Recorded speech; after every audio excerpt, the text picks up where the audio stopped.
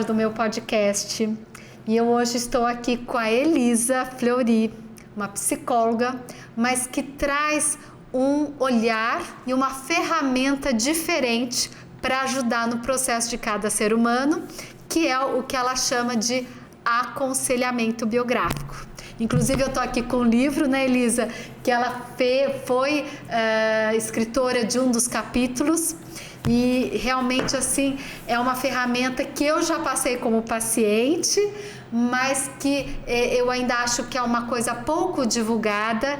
Então eu estou muito feliz que você está aqui, que hoje inclusive você mora em Londres, né? E pôde me dar esse prazer de estar aqui. E eu quero que você conte um pouquinho, né, desse atendimento, porque você faz também online esses atendimentos. E enfim, eu acho que você pode se apresentar um pouco antes, como que você chegou no aconselhamento biográfico, mas depois eu acho que é importante dizer o objetivo, né, como que funciona. Então, agora é com você. Também um prazer, Marília. Muito obrigada por essa oportunidade, né? E é verdade, essa abordagem na realidade, o aconselhamento biográfico é um processo de autoconhecimento e para você poder olhar um pouco o sentido da vida, o propósito da vida, ao mesmo tempo que ele ajuda você a responder algumas questões que você está vivendo, né? E acho que então, assim, falando um pouco de mim, eu sou mesmo psicóloga, né? Fiz psicologia na USP em Ribeirão e depois trabalhei muitos anos em empresa. Então, trabalhei com muita gente que também teve questões de carreira, de transição de carreira. E aí eu acabei conhecendo a antroposofia e fiz o biográfico, mas eu já tinha... Eu acho que é até legal, vou só dar um parêntese sobre a medicina antroposófica, né, de onde está inserido o aconselhamento biográfico, que para quem não conhece, é uma ciência espiritual, uma ciência, vamos dizer assim, que vem de uma filosofia também, né, que está fundamentada nas ideias do Rudolf Steiner. Você vai falar melhor do que eu, que é um alemão, e aí... enfim, só para situar as pessoas de onde vem esse termo, sim, né? Sim. Onde está inserido. E talvez até seja interessante dizer assim, o Steiner viveu, né, no final do século XIX, começo do século XX, e ele é uma pessoa que tinha uma percepção extrasensorial, eu diria, da vida, e ele fazia muitas palestras, ele teve muitas visões. E muita gente naquela época, ele teve uma influência grande na Europa. Ele nasceu na Áustria e depois fez um trabalho grande na Alemanha e na Suíça. Ele fez uma compilação das obras do Goethe. Então, para os alemães, ele ficou bem conhecido. E a medicina nasceu porque uma médica assistia às palestras dele e começou a atender pessoas nessa abordagem, que a gente pode dizer que é uma abordagem mais holística, né? É uma visão do ser humano que é mais integral. E que também, uma das coisas que é bem interessante na medicina antroposófica é que o Steiner dizia que as plantas e a natureza, os minerais, porque o corpo da gente é formado, né, por substâncias minerais, também por substâncias ligadas à natureza, né, como plantas e tudo. Então ele começou a usar, né, ele começou a ter essa visão do que poderia ajudar na cura, né, de algumas doenças e nessa abordagem mais natural, eu diria, né, ligada à natureza. E assim como essa médica a Ita Wegman, essa médica, também outras iniciativas aconteceram. E então a gente tem os medicamentos da farmácia Veleda e tem também a terapia artística, que por acaso eu também sou terapeuta, sim, artística, eu fiz essa formação na Inglaterra e foi uma continuidade do meu trabalho como aconselhadora biográfica. E e tem euritmia, então tem a pedagogia Waldorf, que eu acho que eu diria que quem nunca ouviu falar da antroposofia deve ter conhecido a Rudolf Steiner ou a pedagogia Waldorf, que também é um jeito de educar o ser humano. Então, voltando novamente para o aconselhamento... Isso, que é o que te tirei do caminho. Isso, voltando para o aconselhamento, então, ele é baseado... É um processo de autodesenvolvimento. A doutora Gudrun Burkhardt, que era uma médica que vivia no Brasil, que trouxe essa forma de trabalhar com o ser humano. Originalmente era feito em grupo, até hoje é muito interessante quando a gente trabalha isso em grupo, mas também a gente pode fazer isso individualmente. Então, é um processo de autoconhecimento baseado nas fases da vida. Se a gente pensar, essa visão de fases da vida é muito antiga. Também, por exemplo, os chineses falavam que dos 0 aos 21 é a época da gente aprender, dos 21 aos 42 a gente está lutando, né? Estruturando a vida, e dos 42 em diante é o período de que para a gente se tornar sábio.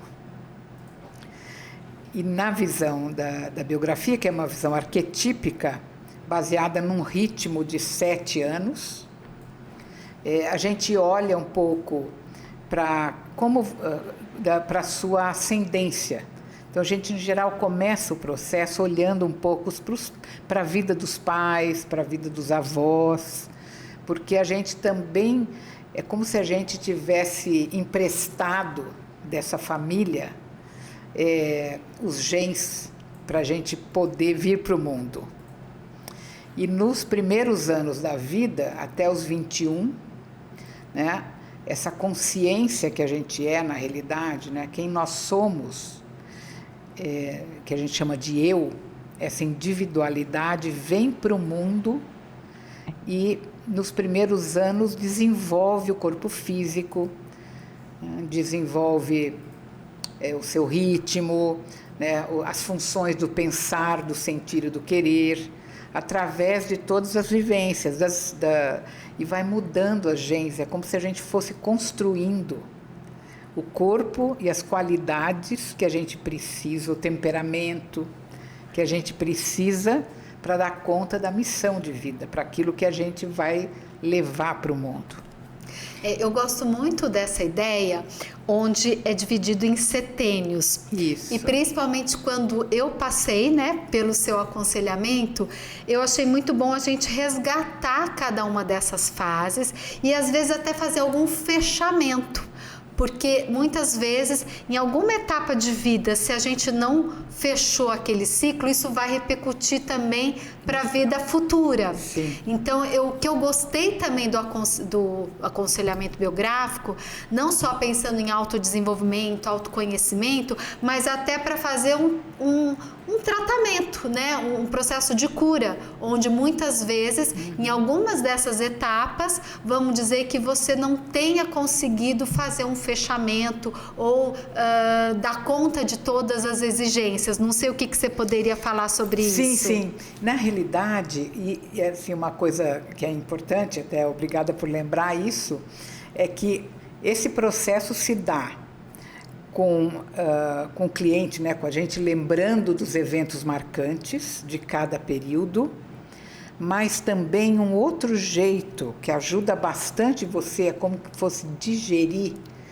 aquela situação, porque a pessoa vai fazer uma pintura. E a gente usa aquarela num papel úmido que dá mais fluidez para a pintura e para poder deixar que a alma fale quando está fazendo isso. Que na realidade é um processo complementar, porque tem muita coisa que na memória você vai lembrar de uma forma, vamos dizer, dentro do pensamento, mas quando você faz a pintura que representa a atmosfera daquele período, era um período calmo, tinha muitos temporais, muitas ventanias, né? Então, teve muitas mudanças, teve muito movimento. você vai fazer uma imagem dessa. Não precisa ser artista para pintar, porque ninguém vai expor numa galeria de arte. É isso que eu acho que é importante falar, né? As pessoas sempre pensam, quando você trabalha com a arte terapia, você tem que ter domínio sobre a arte. Não, né, Elisa? Não, porque na realidade o que ajuda é o fato de que você lida com as cores, porque nessa visão as emoções estão muito ligadas às cores. A gente até usa isso, né? Que a gente está vermelha de raiva. Então, tem essas imagens das cores. E à medida que você entra em contato, se conecta com a cor e com o movimento da pintura, isso de alguma forma vai se assentando. E a outra coisa que ajuda muito a fechar, como você está dizendo, né, fazer uma completude, é que ao longo do processo você vai ordenando os acontecimentos. Numa terapia tradicional, você traz uma questão e você elabora aquela questão de uma forma mais catártica, né? Com a biografia, com o processo biográfico, você vai ordenar tudo isso. E isso também traz uma força interna. É como se algo se organizasse dentro de você mesma. E o que eu acho que é interessante é que ajuda a dar uma visão global da sua vida. Isso. Porque, de repente, você se prende a um fato e esquece todo o processo que você vem passando. Então, isso é uma das coisas que eu gosto muito dessa ferramenta, vamos dizer assim, né? Porque ela resgata toda a sua história, todo o seu processo. Sim. Uma curiosidade ainda que eu queria saber, quando eu tive, né, essa experiência, você, como tem a formação em arte terapia, você conseguiu integrar as duas coisas, ou seja, resgatar cada setênio através da arte, como você está falando. Mas todo profissional que trabalha com aconselhamento biográfico usa dessa forma ou não? Sim. Sempre tem? Sim, sempre tem. Às vezes, se a pessoa não tem material e tudo, às vezes tem gente que usa outros recursos artísticos, tipo uma dobradura, pode usar um pastel. Sempre entra a arte. Mas sempre entra a arte. Porque, na realidade, exatamente porque quando você olha para a imagem, para aquilo que você fez, tem aspectos daquele período que aparecem na pintura e que você conscientemente ainda não tinha percebido, né? Então, às vezes, aciona alguma coisa, traz algo a mais, né? Então, é uma possibilidade de você expressar a sua percepção em dois níveis. Então, a gente vai ter o nível da narrativa e da linguagem, mas tem o nível do inconsciente, que é quando ele se expressa na pintura. Uma outra curiosidade aqui agora que me vem. Então, por exemplo, uma pessoa faz o aconselhamento biográfico e ela consegue, então, ter todo esse processo. Se ela quiser fazer de novo, é válido? Ou a partir do momento que ela já fez, o que poderia acontecer, o que poderia ser favorável a ela fazer um novo processo, por exemplo? Sim, então, eu tenho alguns clientes que já fizeram 2 ou 3 vezes. E você pode fazer de várias formas. Então, eu particularmente gosto se a pessoa nunca fez, eu gosto de seguir esse método da doutora Gudrun, que é olhar cada setênio, os eventos marcantes, depois você integra tudo isso até o momento presente e cria uma visão de futuro, cria metas. A gente fecha o processo com as metas para o futuro. Mas tem outras possibilidades, por exemplo, eu já tive clientes que depois de uns anos voltaram. Isso. E a gente olhou pela linha, tipo assim, a gente vai olhar a linha dos relacionamentos. Dependendo do tema que a pessoa está vivendo, a dificuldade, a gente olha de novo para essa curva, né? Por esse caminho, mas focando um aspecto da vida, que é relacionamento. às vezes os aprendizados. Como que se deu pode ser trabalho. Seu aprendizado, isso. Né? A gente chama da linha de aprendizagem que tem a ver com a profissão. Né? Tem a linha do desenvolvimento. Como que se deu todo o seu crescimento? Parou muito, foi para frente. E aí a gente olha de novo, mas com perguntas diferentes. Isso é um outro jeito de olhar para isso. Né?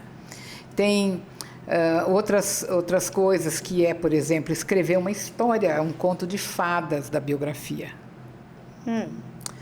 Tem uma outra possibilidade que a gente às vezes usa, que a gente chama da visão panorâmica, que é fazer pinturas de aí só trabalhar as pinturas de cada setênio, desenhando a paisagem, por exemplo. Como era a casa, como você vivia ali, quem estava lá, e como que era, e por um gesto seu. E a gente vai fazendo isso e deixa num papel grande e vai criando como se fossem quadros bem completos. E aí não é com a guache, com a aquarela úmida, né? Mas você vai fazer com a aquarela, mas definindo mais, vai fazer linhas, então cria meio é a paisagem, assim, tipo como era a rua, a casa onde você vivia, quem vivia lá, e depois, por último, você coloca você mesma num gesto típico daquele momento e deixa um quadro no final em branco para quando chega no fim desenhar esse futuro, né? Então é interessante porque eu acho que você falando mostra como é possível a gente também estar ressignificando, porque às vezes quando a gente passa, como você falou, numa segunda oportunidade, você pode pegar a linha de um aspecto da tua vida. E aí, provavelmente, aquela primeira visão que você teve, pode ser que na segunda você já traça essa linha diferente, porque você já ressignificou, não é? Sim, Acho que é possível isso, né? Isso. E tem uma outra coisa também que a gente faz, muitas vezes, por exemplo, se o cliente chega, a gente chama de uma inflamação, que quer dizer, tem alguma questão que está pegando muito. E ele não vai dar conta de olhar para trás nesse momento. Então, a gente também tem um método dos 7 passos, em que a gente vai olhar para aquela questão específica e vamos olhar, quer dizer, e aí tem uma metodologia em que a gente vai olhar para isso nos 7 passos, até que você possa assumir a responsabilidade por aquela questão. Então, a gente vai explorar uma questão específica, né? Um conflito, por exemplo, com um colega, um conflito com o marido, com o parceiro, quer dizer, qualquer coisa mais pregnante ali, né? Eu acho assim, você está trazendo assim o leque, né?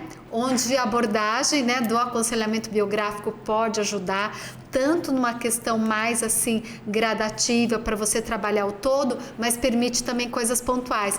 Mas uma coisa que eu li no livro que eu achei muito importante, que um dos grandes objetivos, você me fala se eu estou certa, é justamente ajudar a pessoa a tomar as rédeas sobre a própria vida. Isso. Né? E é essa a ideia mesmo principal.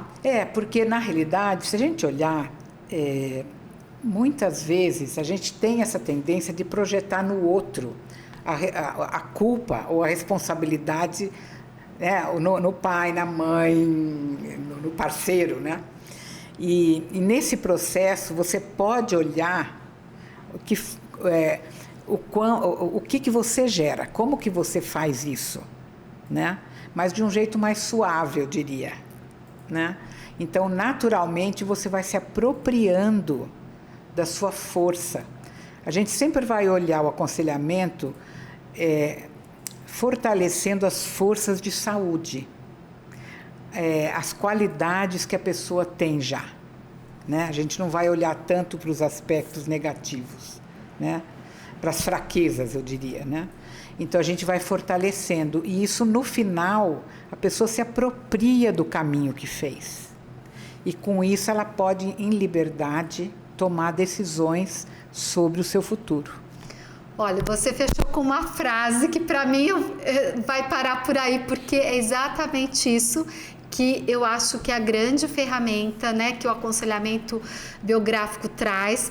A gente tem um tempo, né, que você vai ter que voltar outras vezes, mas eu acho que você conseguiu sim expressar o quanto é poderoso, né, esse recurso simples, né, leve, agradável de se fazer, e eu espero com esse nosso bate-papo que a gente possa expandir essa visão e conhecimento que as pessoas também podem se beneficiar com esse recurso. Então, assim, estou muito feliz de você estar aqui trazendo o seu conhecimento, trazendo, né, esse olhar que eu acho que ajuda muito no processo não só de bem-estar do ser humano, mas para a saúde física também. Sim. Então, muito obrigada. Eu que agradeço, Marília. Foi um prazer essa conversa.